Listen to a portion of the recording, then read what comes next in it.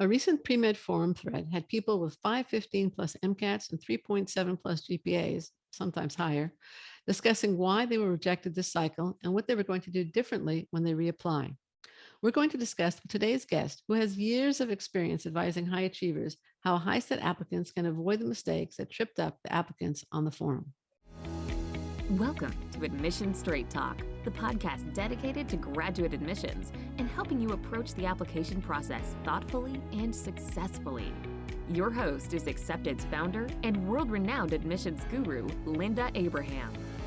At Accepted, our mission is to get you to that unforgettable moment when you read your acceptance email and shout, "Yes, I'm in!" Confident you'll be attending the perfect program to help you launch the career of your dreams. Welcome to the 472nd episode of Admission Straight Talk. Thanks for tuning in.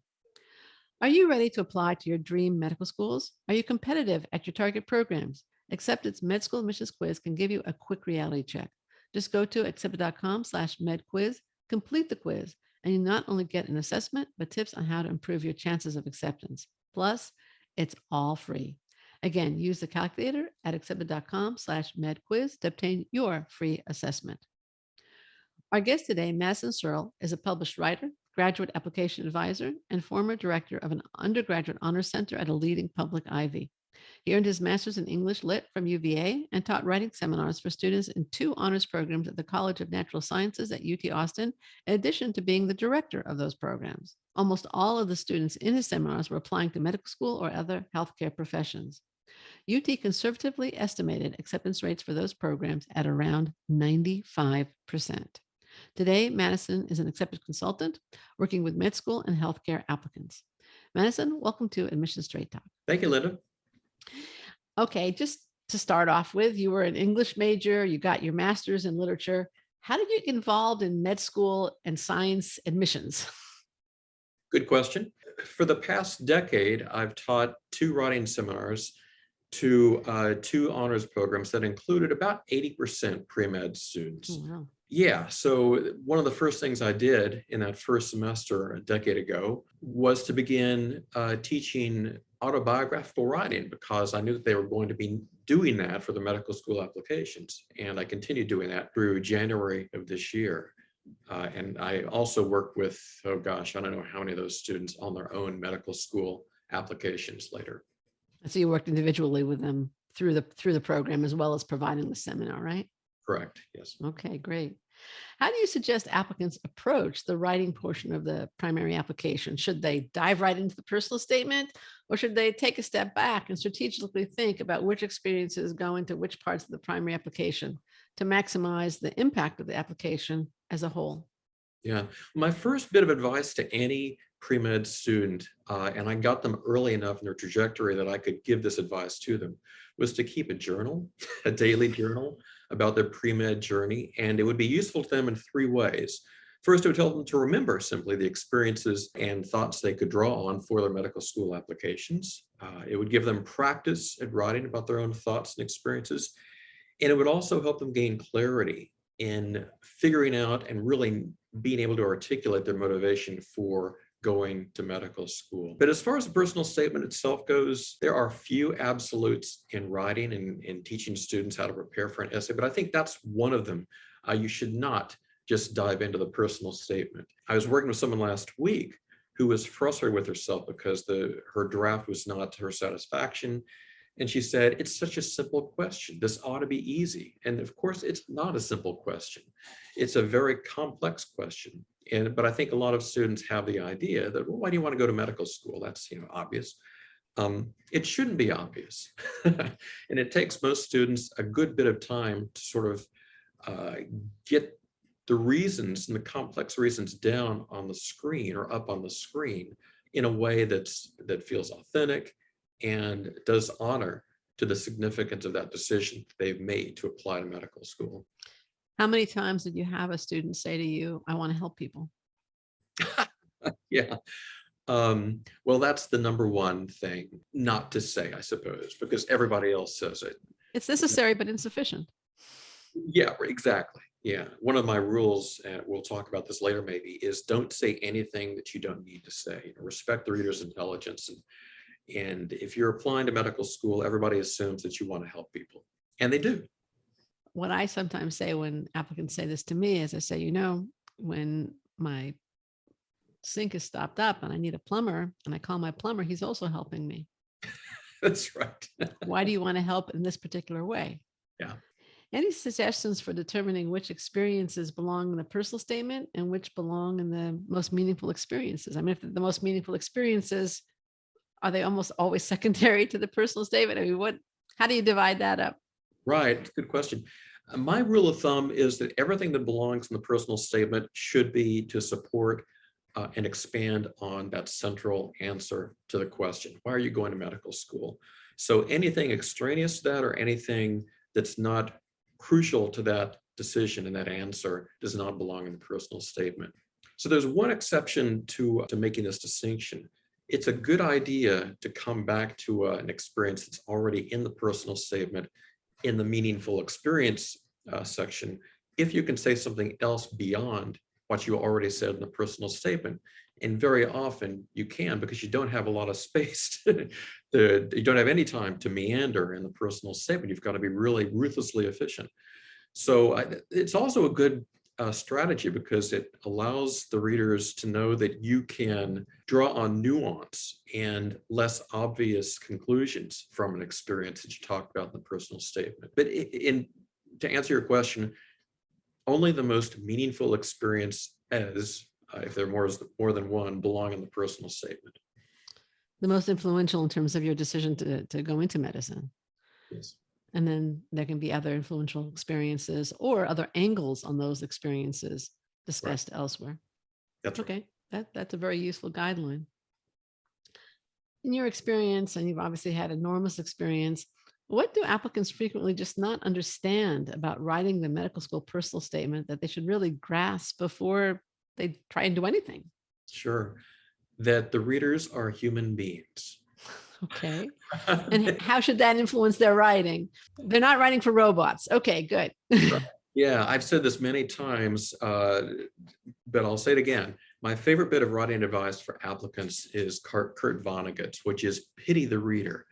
And especially pity these readers because they have a hard job. They're reading lots of applications, lots of very similar sounding applications with flowery, overly elaborate stories and lots of adjectives that obscure rather than illuminate the writer's main point.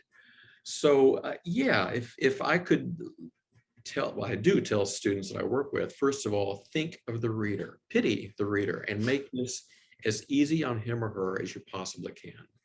As clear as you possibly can. As clear as you possibly can. And if you can say something in 5 words rather than 10, go with 5 every time. Oh, absolutely. Absolutely. On your accepted bio page, you wrote, and I'm reading now, virtually all of the pre-med students I taught were competent writers. But relatively few had learned how to effectively tell their stories and write in their authentic voice. Teaching verbal authenticity and helping students clarify and articulate their own stories in a way that invited, maintained, and rewarded a reader's attention became my focus. Now, that's the quote from your bio page. And that leads me to have 2 questions. Number 1, what's the difference between verbal authenticity and your own voice and colloquialisms or writing like you do on social media or just being plain old sloppy? Yeah. You don't want to write like you write on social media. I think you sure? I'm pretty sure about that. Okay. Everybody knows. No, the thing is, it's a good question. You know, we have different languages for different audiences. We talk to our parents differently than we talk to our friends. We talk to our friends differently than we talk to teachers, etc. And the problem for a lot of very competent writers, the kind of students that I dealt with at UT Austin, is they had learned to write for different audiences, different teachers, standardized tests, lab reports, maybe employers. And those different audiences may have had, in fact, often did have very good reasons for requiring them to write in the way that they wrote, with particular stylistic quirks and mannerisms and conventions. The problem is that those conventions don't translate to the medical school application where you're writing about yourself. And so I think my shorthand way of describing what authenticity means for a medical school applicant is to write like a slightly dressed up version of yourself. Maybe like you're writing a letter to an older relative, let's say. That's actually a pretty good comparison. Yeah. Right. Your best self. Your Your best best self. self. A lot of students, have been uh, persuaded that 3 syllables are better than 2, and a fancy word is better than a plain. And that's, first of all, wrong. And it's, second of all, it gives the impression they're trying to impress. And of course they're trying to impress, but they don't want to leave the impression they're trying to impress. They don't be too obvious about it. Right. Let the story impress, not their, not their 5-syllable words. Yeah. Right. Right. And then the second question I have based on the quote I read a minute ago is, and this goes also to your Kurt Vonnegut quote, is how can applicants tell their stories in a way that rewards a reader's attention and reflects the fact that they do have pity for the reader? Yeah. Well, the first, and you've mentioned this, is be clear. And it's not always obvious to a writer where they're being unclear, which is where people like me come in really useful, and other readers. So that's the first rule: be clear, and keep asking yourself, would someone who cannot read your mind understand what it is you're talking about? The second, and I mentioned this earlier, respect the reader's intelligence. Don't say anything obvious. Don't say anything that doesn't need to be said, like, I want to help people. And third, be interesting. And hardworking is another good one. Hard work. Yeah, that's right. Yeah. I'm sorry, I shouldn't have interrupted you. Yeah. Be interesting. And one way, I mean, that's easy for me to say, right? But one really, it's not an easy way to be interesting, but it's a handy way to keep yourself on the rails, is to try to draw something unusual from an experience or a realization, something that's not obvious, that might have occurred to you on third or fourth reflection, that you wouldn't have had time to get to in the personal statement, perhaps. Right. I think this also goes back to the idea of journaling. If you're just journaling what you had for breakfast, it's not going to be much value for you in your personal statement. But if you journal about an experience, and then you keep, some experiences just keep coming back and coming back and coming back. Yeah. And then maybe a week later, you write what you're thinking about that experience a week later or a month later or whatever it is, then the journaling suddenly has much more value in terms of being a resource for a personal statement, not only in the sense that you're training yourself to think that way, but it becomes a reference, a resource. That's right. And in terms of like building a good story, do you have any suggestions on that? And again, a way that would reward the reader's attention? Again, if you can draw something unusual from the experience that wouldn't be obvious to somebody who was simply reading about the experience before you reflected on it, that would be good. Any way that you can individualize yourself and make yourself unique and distinctive and three-dimensional is something you want to do. Right. Yeah, absolutely. How personal should the personal statement be? Yeah, this is tricky.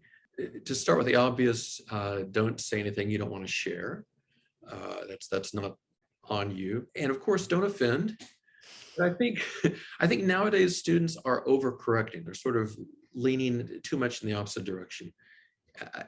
And they're worried about sharing things they genuinely believe in, like religion or faith or lack of faith or political convictions. The value of sharing these things, and again, with the big caveat that if you're going to talk about this stuff in your personal statement, it has to be related to the main answer to the main question, which is why do you want to go to medical school? But if those convictions or one of those convictions is related to that answer, that helps you become a person for the reader. And that's what the essay is for. The essay is to help the reader imagine who you are in ways that test scores cannot. Right. I would also say that as long as you avoid preaching, whether it's religion, lack of religion, or a particular political perspective. Absolutely. And of course, don't bash anyone along the way who disagrees with it. I think that would be the other caveat to that. But I agree with you. I think there's a tremendous risk in not being distinctive, not revealing, being fearful of revealing important beliefs because of the fear you might offend somebody, when if you have those beliefs and they motivated you in a positive way to contribute in a positive way, it can really help your chances of acceptance. Completely agree. Right. Any advice on interview prep for those who do write great personal statements and secondary essays and all that? Yeah. Well, reread your essays because you're going to get questions about them. That's So right. remind yourself what you've already said. Second, the interview is a chance to connect with somebody. I realize telling someone to think of it in those terms may not reassure them any, because it's a high stakes encounter. But that's what really the interview is for, to reassure your interviewers that you are a person who can communicate and connect with people. And this is always, I think, underemphasized for applicants. They want to see evidence that you are interesting. And that they can imagine you as a clinician, a person who's actually capable of interacting with a wide range of people in very vulnerable situations. So connect, make eye contact, do all the things that you would want people to do with you in a formal or semi-formal encounter, and practice. Practice interviews really help. A lot of us have mannerisms we're not aware of that can be distracting or confusing, and it's good to have someone else give you honest feedback on how you're coming across in a fake interview before the actual interview. Oh yeah. We also provide, as you know, at Accepted, we have mock interviews, and they are really invaluable. You're so much better off making the mistakes and correcting them in our mock interviews than making the mistakes and not having them corrected in the real thing. Yes. And you're so close at that point. Yes. Your odds have improved so much. How would your advice for dealing with secondary essays differ from the personal statement? Yeah, the secondaries are really to talk about those points again that you didn't have time to talk about in the personal statement. And this helps flesh the applicant out for the readers. And remember, at this point, the readers haven't met the person. They don't know the person except through numbers and words. And so the secondaries help create dimension for them to realize you as a person. So very often what's helpful to talk about in secondaries are distinguishing experiences or something distinctive about your background or your family, where you're from, or your experiences in school or outside of school. So that's the sort of the dividing line for me, the distinctiveness, what will help readers understand you as an individual. And as somebody who belongs to that specific school with its Oh, yeah, of specific, course, yes. mission, etc., and strengths. Absolutely. They are looking for evidence that you know what the school values. Absolutely. Yes. Yeah, for sure. Now here's a listener question. If you were a pre-med student, traditional or otherwise, what is the one thing you'd be doing to prepare yourself to complete an application and start medical school? Yeah, I wouldn't have said this 2 years ago, but I'd say it now. Cultivate habits of self-care. So eat well, get enough sleep, don't be afraid to ask for help, exercise, all these things that we know, but often neglect in our rush to go, go, go. I've become recently a believer in the value of mindfulness meditation, just as a way of calming yourself and developing a little reflectiveness before you speak or act, which always helps. I mean, medical school is hard. It's difficult, it's stressful. And the best way to succeed at medical school is to be happy. I mean, that's the first baseline condition. You want to take care of yourself so you can be at your best. Okay, great advice. What do you wish I would have asked you today? Yeah, I think recommended reading, because I Go for it. What reading would you recommend? yeah, I had all of our students, pre-med students, read a memoir by Paul Kalanithi called When Breath Becomes Air. Not a standard how to apply to medical school, but he was No, it's not. yeah, he was a neurosurgeon at Stanford. And I won't tell you what happened to him, although it's, you find out in the first chapter. But when I read this book, when it came out, as someone who never aspired to become a doctor or go to medical school, the main thing I took from it was how difficult medical school is. And the one thing that will disqualify any candidate to medical school is any evidence that they're not quite sure that they want to go to medical school. This is something that everybody in medical school admissions committees looks for. They look for a student who's been really reflective and knows what they're getting into and is willing to sacrifice for a long, long time. In fact, to commit to a life of sacrifice and care. And service. And serve, absolutely. It's we viewed healthcare as what it is. It's a professional service, a life of service. And so, yeah, that was the main thing that someone who knew very little going in about medicine came away with. It's a hard life. It's a difficult life, richly rewarding life, but hard. And also, he was a beautiful writer. He was originally an English major before he switched to biology. And it's short, which Pity the reader. right, he was Going back to that phrase. He had mercy. Yes. Yeah. Yeah.